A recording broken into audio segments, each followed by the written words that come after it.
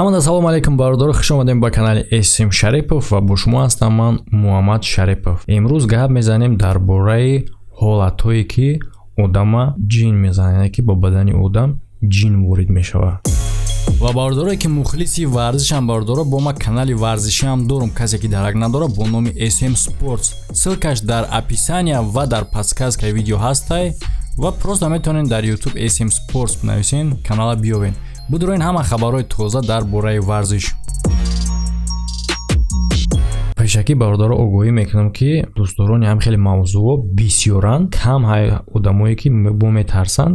бародаро ягон ҷо чи нест, канали ма да видео гуногун мебирояд. са одамое ки метарсанд метавонед ира тамошо накунед, будалш бо видеои интереси мешавад, бо уша тамошо кунед. Масалан канали ма постоянно як хел видео намеравад. ман хеле худам специально темаро иваз мекунам ки одамо монда нашаванд. постоянно одно и то же любой одам монда мешавад. ҳамаш барои комфортно будани шумо. ва бародаро барои дастгирӣ кардани канал ва одамое ки варзиша хуб мефаҳманд метавонанд угадат кананд ки кадом ҷанговар ё ин ки кадом бозингар дар бои дар пеш истодааш ғолиб мебарояд, метавонед ки дар бурди ӯ сум кор кунед. барои кора кардан ссилка ки дар комментария закрепит кардагия бигзаред, регистратсия кунед ва фаромӯш накунед барои бонус ба даст овардан дар вақти якум регистратсия кардан метавонед промокоди канала истифода баред.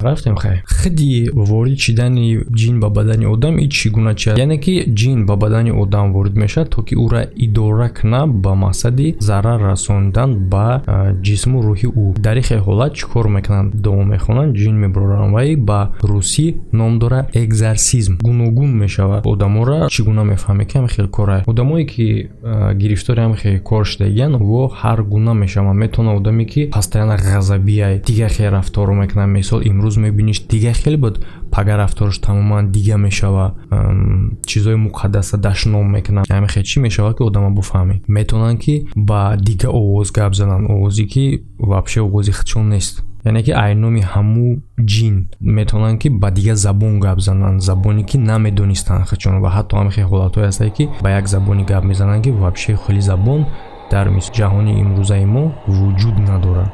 переводшам даже намеёбӣ. агар кори дар кора нисбати одамо накунӣ, оқибаташ хела баде.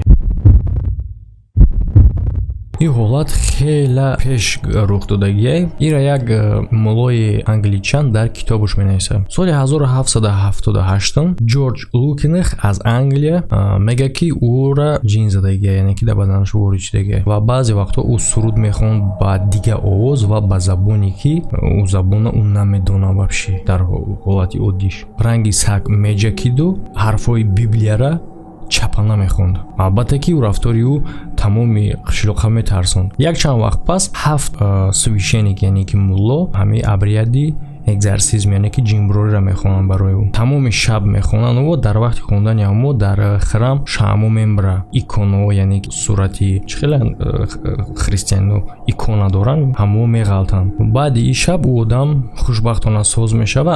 ин муллоҳо боша китоб менависанд ки чӣ гуна диавол ба замин фаромад. як сағира духтари 16 сола бо номи Клара дар шаҳри Амзинтаи Южной Африка дар серков чӣ хеле одамо меоянд пеши священнику, яъне ки мулло қатъиямо гап мезананд. вақте ки ӯ меояд, муллоро мегӯяд ки диавол ҷӯшидагия дар бадани ӯ ва ӯ мегӯяд ки шабо ӯро мебинад ва священник ӯро бовар намекунад. метавонед тасаввур кунед бародаро ки агар одами оддӣ бовар накунад, хеле майли ки священник бовар накарданда. камтар баъд ҳолати ӯ безеб мешава. ӯ ай бадани худаш либосаша мекана, мепартоя, гизалаги ғазаб нишон метаҳад ва ба дига овоз гап мезанад. чандин шоҳидо ҳастанд бародаро ва ин кор документально зафиксирован, яъне ба қайд гирифта шудагия ва одамо шоҳиданд ки ӯ дар якчанд забони ба якчанд забони гап зад, ҳамон вақт ки пешакӣ ӯ ин забонҳоро намедонист. ва ба ғайр аз ин ӯ ҳамин қадар қувва ба худаш мегирад ки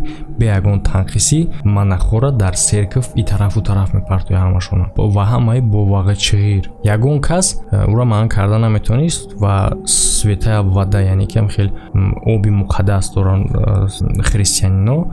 мумкин агар бидонем ки дар масҷидошон хеле чида тар мекунанд, мешапанд ку ҳама ҷо расвитид мекунанд, ҳама хеле овро манъ карда метавонанд. 2 ҳафта ӯ да абрияди ҷинбурора мехонанд, соз мешавад, не ки баъди чанд пас гум мешавад тамоман. одамое ки дар ҳамонҷа зиндагӣ мекарданд мегуфтанд ки баъзе шаво ура мебинанд ва хела намудаш безебай я намуд овози мебарора ки овоз ба овози одам умуман монанд нест.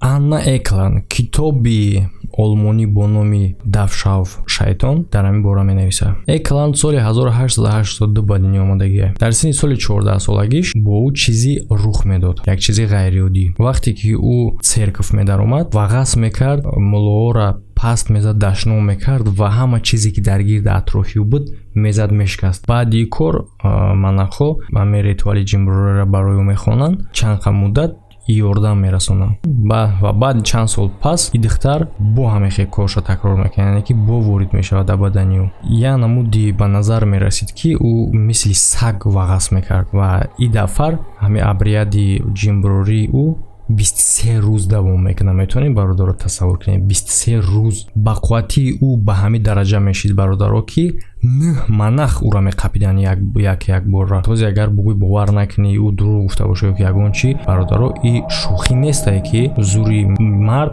ба духтар нарасад. агар ба қувватам бошад 2-3 мард меқапаша, не ки да 9 та монах дар кор шуда ки ба қапаша қарор беста. ягон намуд боец, ягон намуд бодибилдери қадар қувва надорад. яъне ки ҳамин қадар рӯз ӯро мехонанд, субҳи охирон рӯзи хонданшон духтар озод мешавад.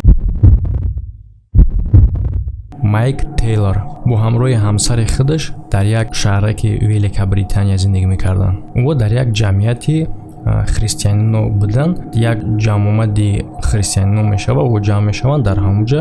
зани ӯ шуша гунаҳгор мекунад ки ӯра изменит кардагия, яъне ки чӣ хел бугум ба тоҷикӣ чӣ мешавад? В общем изменит кардагия. тасарруф наомадеста тоҷикиш. В общем налева рафтаида, короче дига кас қатӣ. ва реаксияи хела безеб мешавад ва ғасб мекунад. ҳамин намуд овози мебарад ки ҳама гӯшошонро меҷиқанд. баъди кор одам тамоман дига мешавад ва ҳамин хеле ба назар мерасид ки гӯё ки ӯ ҷин задагӣ бошад. муллоҳои ҳамуҷа, яъне священникҳо ҷин зада ҳисобиданд ва ӯ ҳаракат мекунад ки ҷинниро бурора ва яке аз священникҳо мегӯяд ки аз бадани 40 пес баровардагианд. ва ҳозир шумо мегӯед хай хуб баровардианд. не бародаро, баъди ҳамин қадар кор ӯ хона бармегарда ва занша қатъи сагаш мекушад. хела даҳшатона. ба решени суд ба больница мегузоранд, яъне ки судшуно мекунанд психически вайрон меганаша. не ки чӣ хеле ки угадат карден и корам ӯро ёрдам наметавад, ям хеле мемонад.